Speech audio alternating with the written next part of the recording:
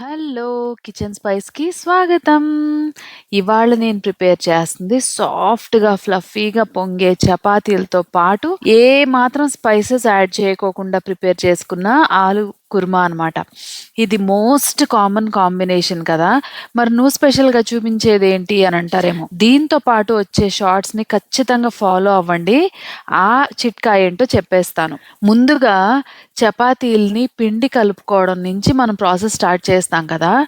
ఇప్పుడు పైగా మీరు ఈ వీడియో చూస్తున్నప్పుడు మాత్రం ఎండాకాలం ఉంది. బాగా వేడిగా ఉంటుంది. ఇంతసేపు చపాతీలు పిండి కలపడం నుంచి, చపాతీలు చేయడం నుంచి, చపాతీలు కాల్చడం నుంచి, అలానే కర్రీస్‌కి వెజిటబుల్స్ కట్ చేయడం దగ్గర నుంచి, వండడం వరకు చాలా కష్టమైన పనులు కదా! వీటిని సింప్లిఫై చేసుకునే గ్యాడ్జెట్స్ గురించి ఇంతకు ముందు కూడా నేను చెప్పాను.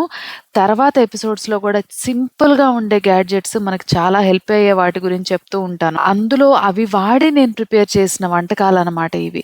ఆనియన్స్ కట్ చేసుకోవడం ఏంటి, చపాతీ పిండి కలుపుకోవడం ఏంటి, చపాతీలు అత్యంత సాఫ్ట్‌గా ప్రిపేర్ చేసుకోవడం ఏంటి.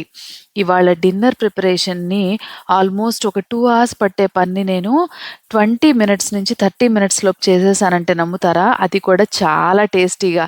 ఇలాంటి రెసిపీస్ కోసం, సీక్రెట్స్ కోసం stay connected to kitchen spice.